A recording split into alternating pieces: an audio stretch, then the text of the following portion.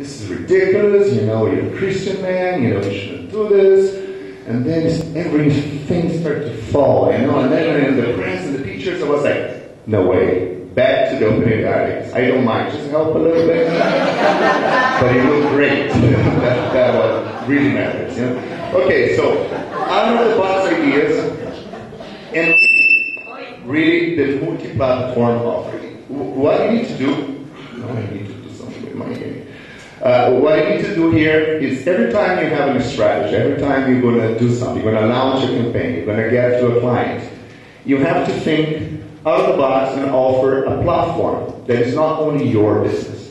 And the way for you to do it is not that you need to get your company, expand your company to poultry or to start, thinking now like a cruise company. It's just to get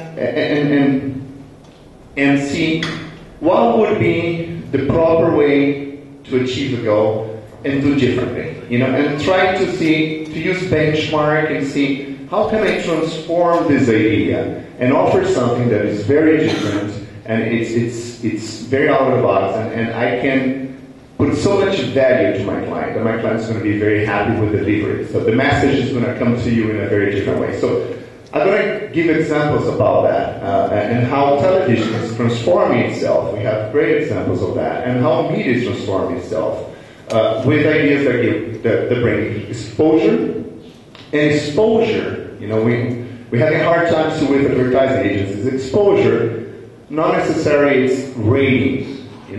Ratings would not be so important as reaching the right target in different and non-traditional delivery formats. So ratings is like, no, how many people watch the show? Come on, you have YouTube, you have TiVo, you have PVR. So you have to change your mind. If advertising agencies don't start checking that this exposure, it's the difference between exposure and viewership is that exposure is you getting to the right people. You're using your message, you invest your money, and you're getting back exactly what you need to deliver to the right people. It's the right message to the right people. Plus branding. Branding is old and branding is very important. Right now, at the end of this seminar, I'm giving away my resume because MGM is being sold again and again and again, so I need a job. After this, I hope I do really well, you want to hire me. But MGM is going nowhere. When people come to me and say, what do you think is going to happen with Metro Goldwyn Mayer? You're being sold again. Come on. This is MGM. I think it would be very stupid to lose this brand. Obviously, it can change hands. He did before. If I were Steve Jobs, I would buy MGM now. I would reinvent MGM like the way Pixar. But the brand, it's very important. Even if you have a very new brand in your market, you transform this brand and you make this brand very important. Brands is still a very important part of the formula. Plus, the creativity. You must be creative. If you don't have someone in your team that has attention deficit disorder, hire someone with ADD. Because, truly, ADD is not a deficiency. You're like, this is a great way of thinking. Because, 98% of people think beginning, middle, and end. On mathematics, all the Nobel Prizes of physics. But, when you really look the way they think, ADD, you start here, and then you do like this. You go like this, and you get here. And it's amazing because you go to places no one went before, almost like Star Trek. And then you find solutions that are very different solutions. That's where I got where I am. I completely, forget it. I'm in meetings and people say, Marcello, what do you think? I go like, 32%. I didn't even know what they're talking about. They go like, wow, 32%. Amazing. I have no idea, Lord, how I got here. I'm a CMO. Oh my God, this is great. Sometimes I look at my car and I go, this is great. But it's ADD. So if you don't have someone with ADD, hire someone with ADD now. And especially if he's very advanced in the process. He might not know how to get to the office, but he can work from home. And the last part of it is flexibility. Do not come with strategies. Do not put together any strategy. Think about communication. Think about anything. That if the strategy is not flexible enough for you to adapt to a market, to a kind of person, to a kind of public, is that it has to have flexibility. If you don't have flexibility, it's really difficult because you start here, but you don't do anything yourself.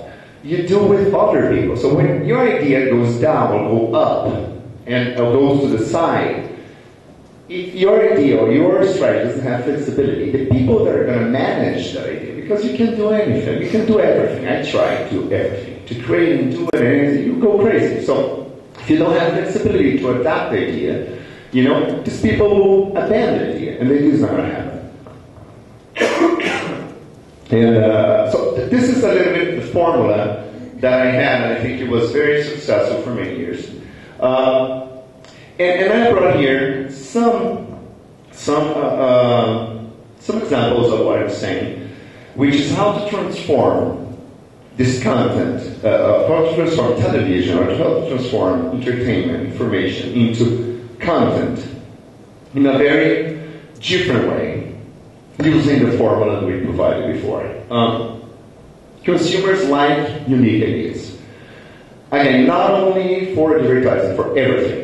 If you do packaging goods, if you think of something different, if you think of something unique, people like that. And unique does not mean complex. Normally unique is equal simple. Okay, very simple, it's very unique, it's very good. So, I brought an example. The Super Bowl in the United States is almost like the World Cup for Latinos, for us, for Mexicans, for Brazilians, for Argentinians, for Italians. It's very, very important. And it's one of the moments where companies invest millions of dollars, sometimes just to produce one ad that's going to run for one day, and people go crazy. So what I like about this is it gives the opportunity for people like me with a very severe ADD to be creative, to spend a lot of money, and people say, oh great, this is so good, you spent all this money for one day. And you get awards from that, which is beautiful for your resume. And awards are very important for us. So I'm going to show you my favorite. This was this last season, like last month of the Super Bowl. I'm just not upset at him because I know he's tweeting about me. He's making me look good. That's why he's not paying attention to what I'm actually. He's paying attention, but he's like down. We have to change the mindset too. So this is one of my favorite commercials of the last Super Bowl. And we need sound. It's much funnier with sound. Sound.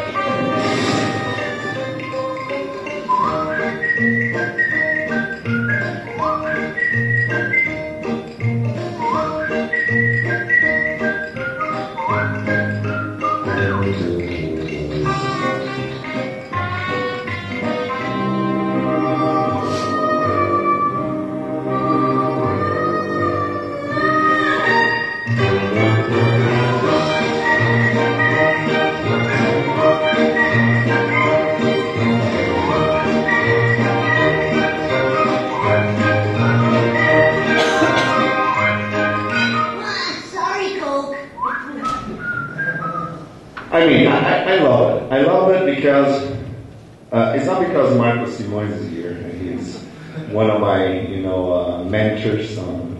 He's younger than me, by the way. He's 37.